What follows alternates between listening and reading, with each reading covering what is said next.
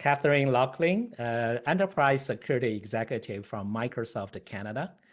Catherine spent the past 7 years in key industry and consulting roles, leading and supporting a wide array of technology initiatives, including global cybersecurity transformations, managed security services, digital transformations, and ERP implementations across various verticals.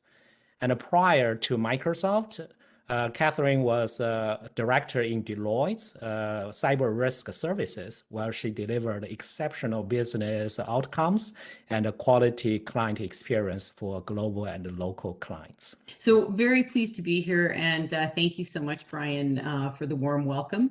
And hello to everybody. As Brian noted, I'm here in Microsoft Canada. I am actually located in Calgary, so although many of you are eating dinner right now, I'm probably the one who's a little earlier in the day. It's 4 o'clock my time. Very pleased to be here on behalf of Microsoft Canada and be supporting Brian on this important topic. And as Brian noted, a lot of my experience in the past, I'd say almost a decade now within IT and cybersecurity has been really focused on transforming and running large programs. Now with that though, at the same time, I was part of leading managed security services teams within organizations and our clients, and very much focused on understanding how the things we're trying to change were always going to be far more impactful than we anticipated.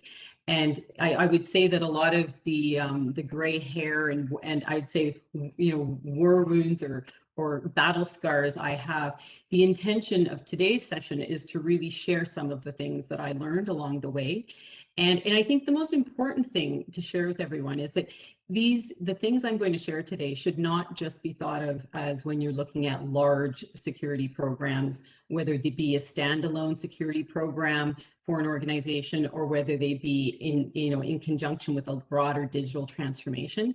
They're very relevant to the topics that every initiative should be addressing, whether it be a small cybersecurity initiative or a slightly broader business support project or program. These are really important key takeaways. And I think the important piece for me would be to be sharing things with you and thoughts that can generate ideas tonight, tomorrow. And so when you go back to work tomorrow with your teams, you can start looking at the activities that you have in flight and how you can maybe enhance them and improve upon them in the next days and weeks and months ahead. So with that, as I mentioned, as Brian was mentioning for today's topic, it's, today, to get us really settled, I wanted to take just a few minutes to set the stage.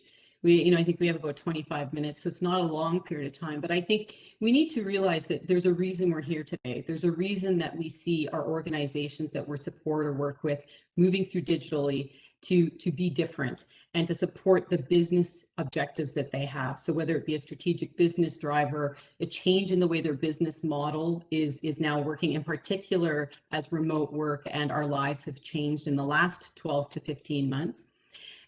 So it's really important to understand that and also really take a bit of a breather and allow ourselves as cybersecurity professionals to realize that the world we're in is not simple. The cybersecurity profession has been significantly impacted over the last decade. It continues to evolve. The threats we're addressed with and having to focus on are critical, and there's no time to lose. So again, really making sure that we set the stage for why we're having the conversation. And then we'll go into the approaches to address common challenges. And again, as I mentioned, there's really are key takeaways that you can hopefully take back and start thinking about holistically as you roll out cybersecurity initiatives. And those really are around design principles and frameworks. What are you aligning to? What should you have top of mind? Being flexible and able to shift during the transformation. I think most of us can see that from the moment we want to start an initiative or objective to the end of actually delivering it, rarely will it stay stagnant or actually be shaped at the end the way we had thought it would be in the design phase.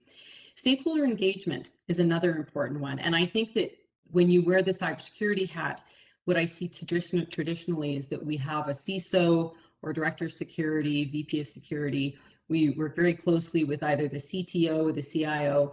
And I think what we're really understanding now is the importance that when we look at anything to do with privacy, to do with data security, to do with identity, these are not things that we own only as cybersecurity. We actually are holding them in conjunction with the business, with chief risk officers, with privacy officers, with HR, other parts of the business.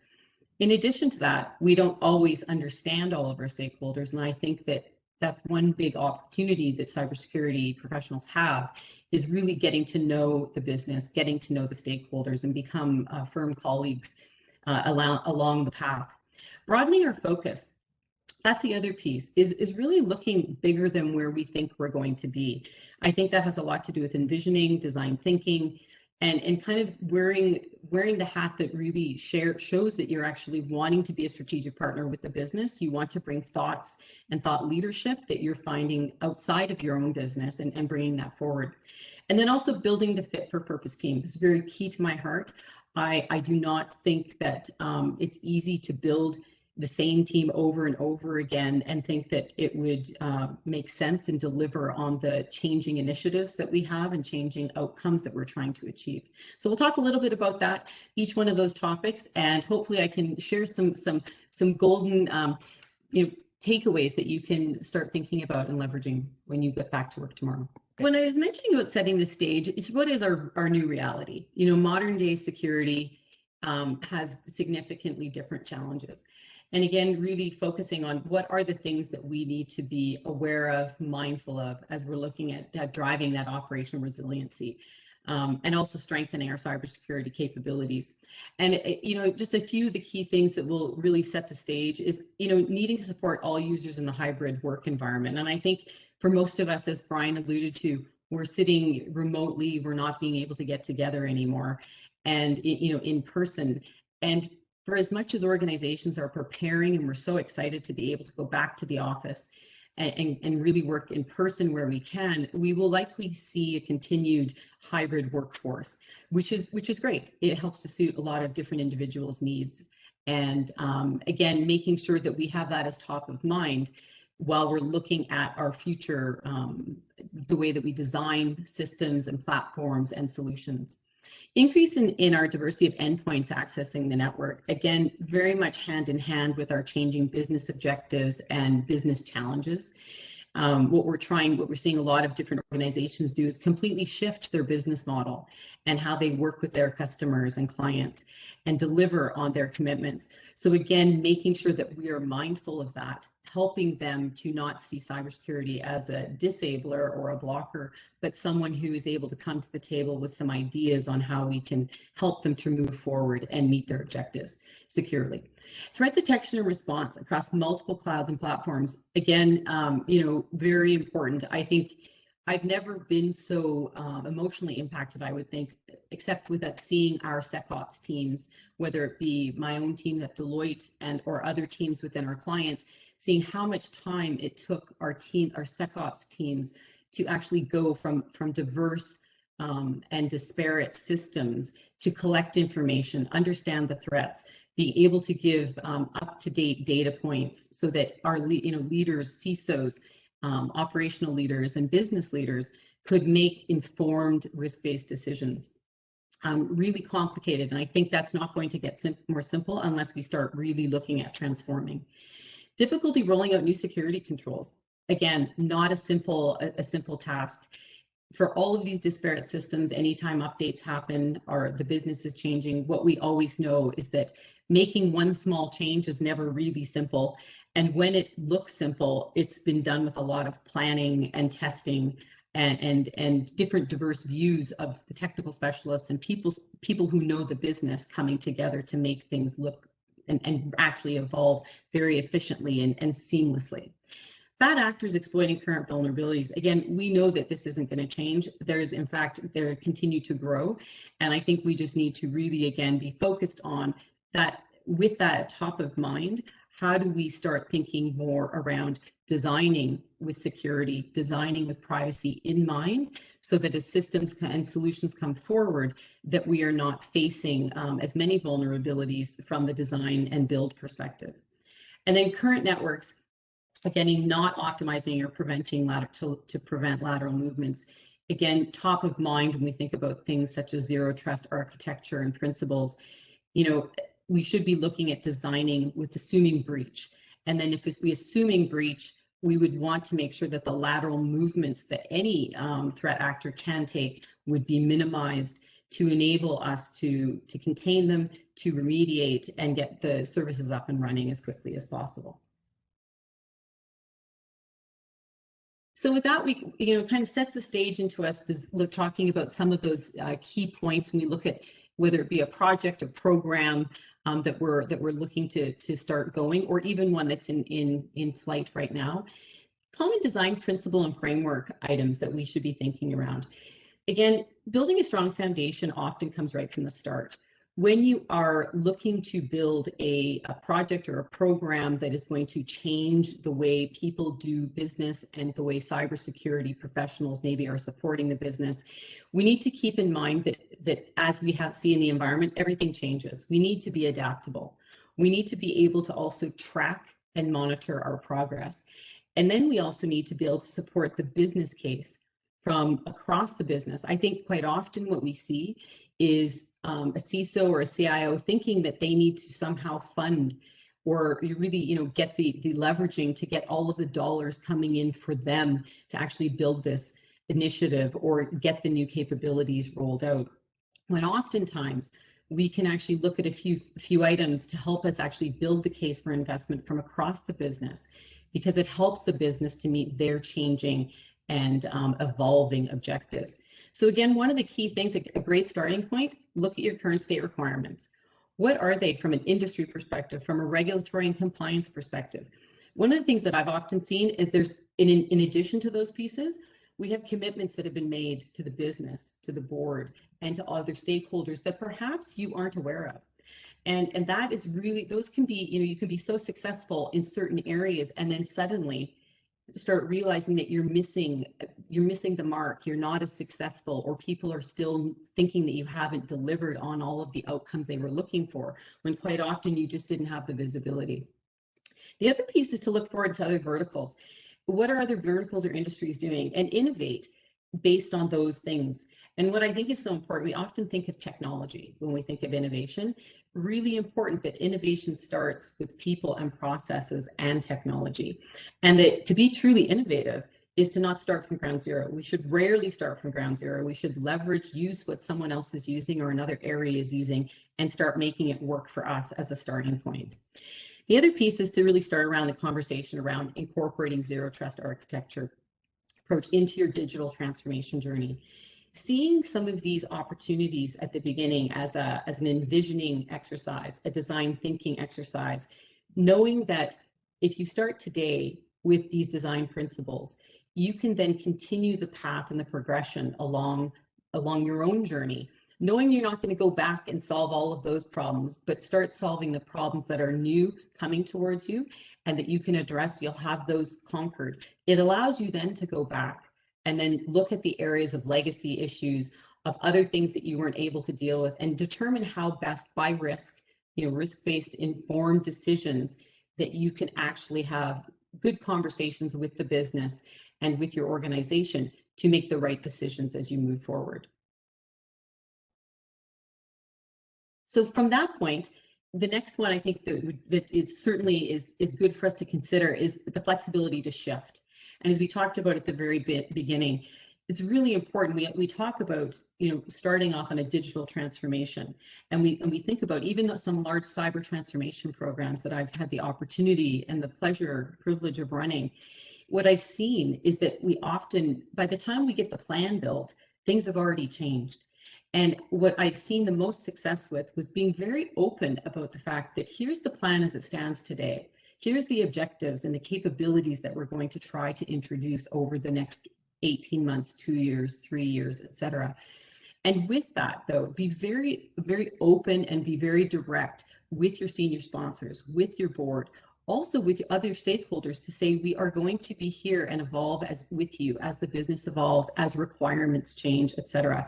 I think if we look at even compliance and regulatory concerns, privacy regulations that are getting rolled out, We need to be cognizant that these changes will come and start building your programs and your projects and your initiatives to be able to incorporate and adapt.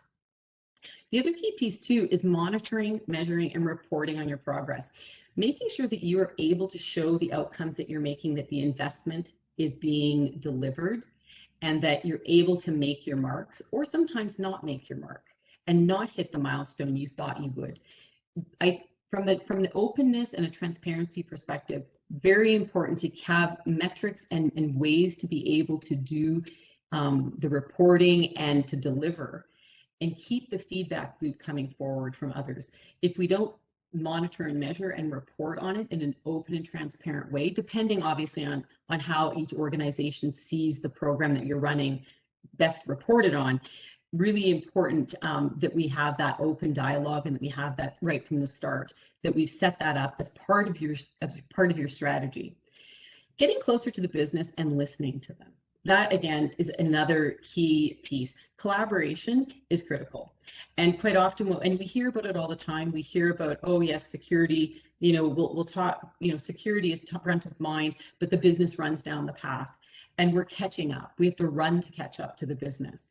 This is really an opportunity from my perspective that we can start having the conversations, start bringing thought leadership to them, and demonstrate that we're listening, that we understand. And if we don't understand their business, that we want to learn about their business so that we can have them as a positive change agent, one that wants to work with us and one that will actually be very proactive and an actual collaborative partner in the rest of the business as we move forward, a really positive change agent.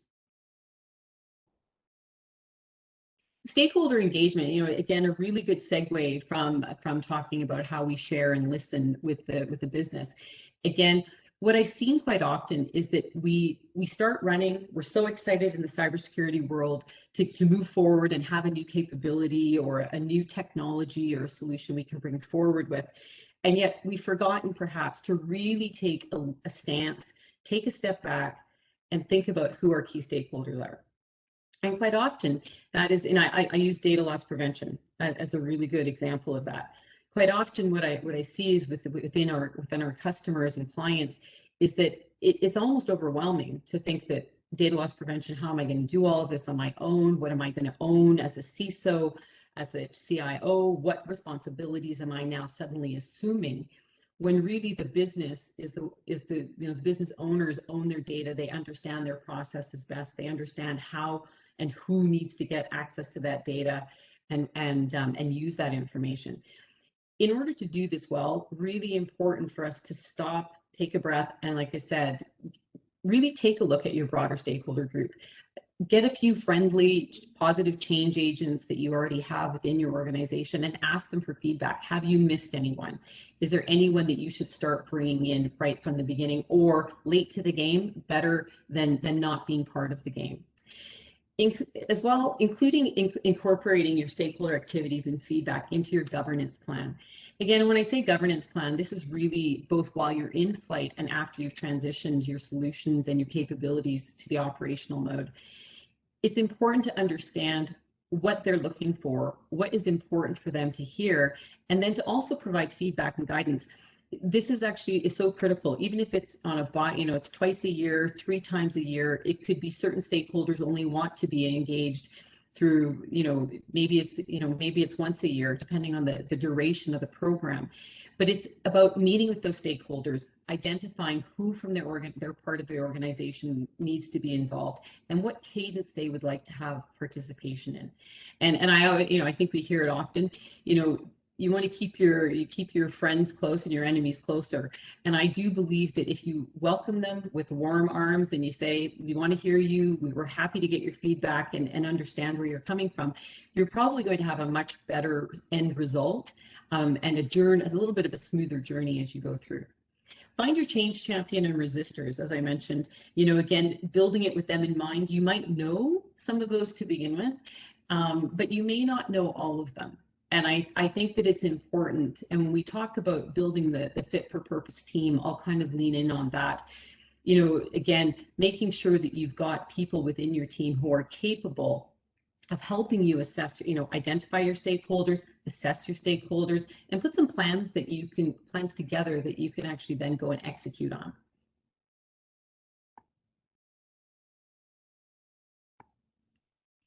So then we move on to broadening our focus.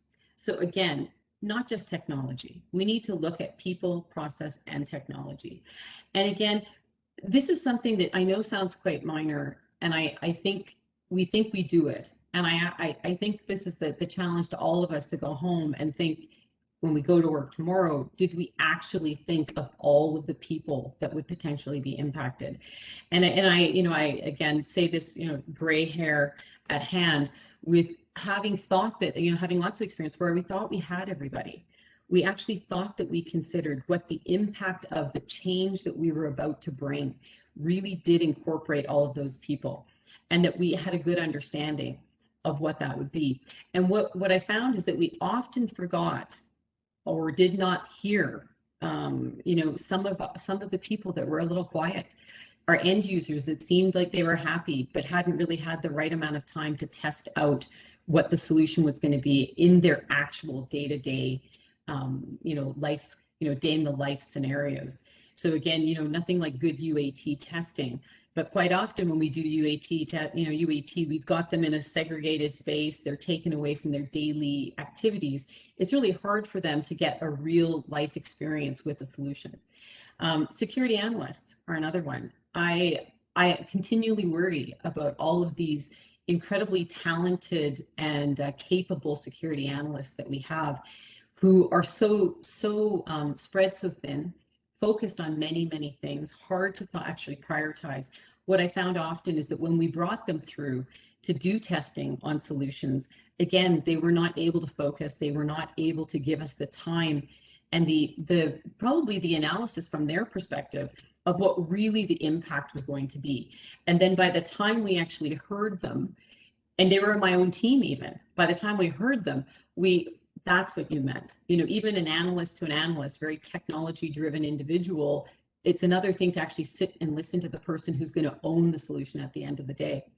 Adopting best practice and technology-driven processes, again, I cannot say enough about the need to leverage automation, machine learning, and AI capabilities. That is, we just cannot manage cybersecurity without taking these on, and that everything that we are designing for the future, it should be all about leveraging these capabilities right from the start, knowing that that's what we need to start leveraging more and more, and that we would be capable of continuing to bring on new capabilities while being mindful of risk. Obviously, we want to make sure that we're understanding what the automation, machine learning, and AI capabilities will bring, but being very mindful that the future state really won't be a successful future state without those capabilities being leveraged. In addition to that, understanding and measuring that change impact. As I talked about earlier, it's, doing a solid change impact assessment really takes time. And again, it takes probably a blend of team members to actually be able to document it, understand it, have the interview sessions, get the understanding, and then support what the people need to actually become successful as we complete our transformations. The other key piece that I think often gets missed when we talk about change impact, we often think about people and process, but what we also see is that total cost of ownership. We know that new technologies, there's costs of not only implementing these pieces, but also for maintaining them down the line. There's also, as new technologies are brought on board, there might be new soft skills that we're going to be needing. There might be new capabilities that our people are going to be needing to be trained on, and not just once, but from a sustained perspective. There's also making sure that we're going back and decommissioning any of those old legacy systems, and then addressing for the costs of what that will also bring on.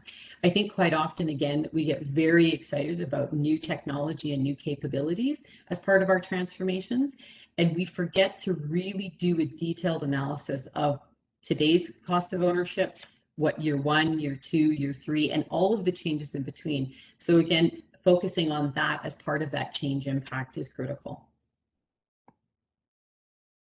And then again, back to building, our last point really is building the fit for purpose team. So I've kept that as last, and that was very intentional. When we look at our cybersecurity teams today, they're very different than what we thought of even 5 years ago. And I say that very openly.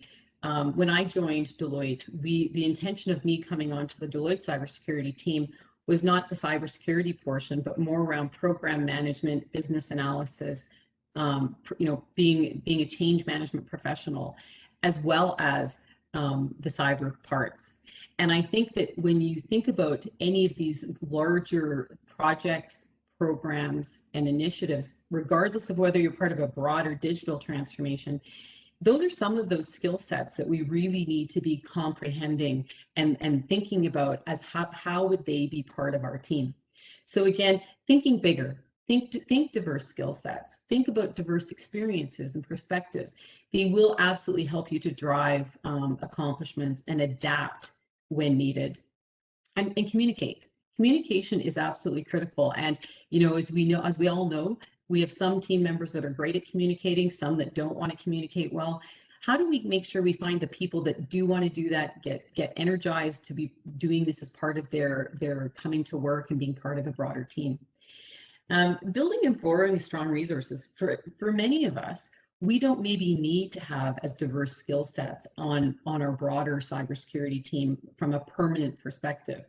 So again, when we're looking at specific activities that you're taking on, think broadly. Think, maybe I only need this person on a part-time basis, or is there someone in the business that has been really great that we could maybe borrow and help them to also expand their growth and really take on some new capabilities and new proficiencies on their part. As well, you can look to externally get external support, sometimes either through contractors or partners. But again, I think really making sure that you look at what does that team look like and what are the skills that you need to have that diverse viewpoints. And then last but not least, making time for joint training, skilling, and knowledge sharing. It cannot be said enough that it's one thing to say that we're going to have a diverse team. It's another thing to build a team that feels included. And I think that's, we often talk about diversity and inclusion.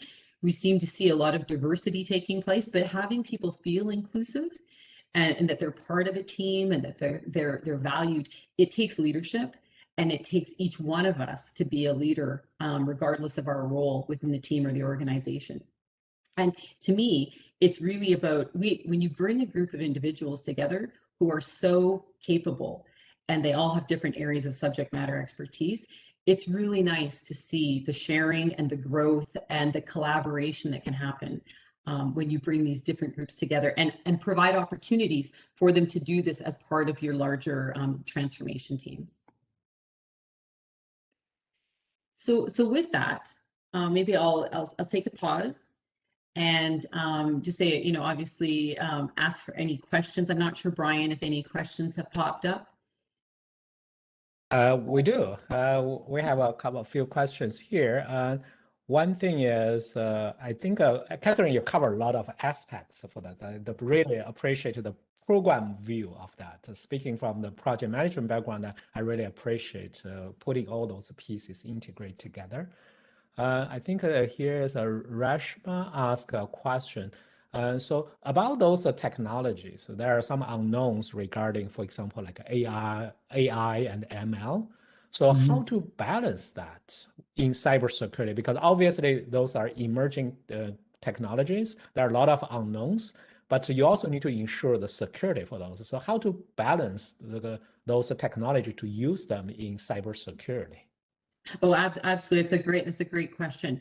What I've typically seen is that when we're looking at a new solution capability, it is very risk-based. That whole assessment of how would, if it's automation, and I'll wear my managed security services hat. If it's a new security capability and we're very excited about having a security solution that incorporates automation, we all think, woohoo, this is fantastic. Our security analysts are going to be freed up. They will have certain tasks and activities that they no longer need to do. Absolutely a benefit. But at the same time, we also want to make sure that we understand the risk of whether an automated process or action would potentially lead to an issue, a system not working or something happening. So again, this is where a security team would be able to really they would have to take a better, deeper understanding of what type of automation capabilities do we have and how would they be leveraged and what would be the risk if something did not go down the happy path. The other piece to that around the artificial intelligence and machine learning is it's absolutely a fair question from a security risk assessment perspective. Anytime a new solution or capability is going to be introduced within a new program or project across the business, not just from a security tool, it's always important for the cyber team and the team to take a risk assessment view of that product and to get a bit of a deeper dive and to ask the right questions about where are you getting your information. If it's artificial intelligence, how is that being mined? Where are you getting it from? How are you keeping those maybe it be a data pool, data lake? Where is that? How is that being held, and how are you securing it? This is really around that third party risk assessment from a solutions perspective. And that should be something that if you don't have that capability within your organization, that you would build that out. And if you do have the capability, it would be about taking a bit of a deeper dive now to making sure that when you are doing third-party risk assessments or looking at these solutions, having those as top of mind questions to be looking at and making sure that your security team is getting the right answers to support the business and helping them make the right decisions.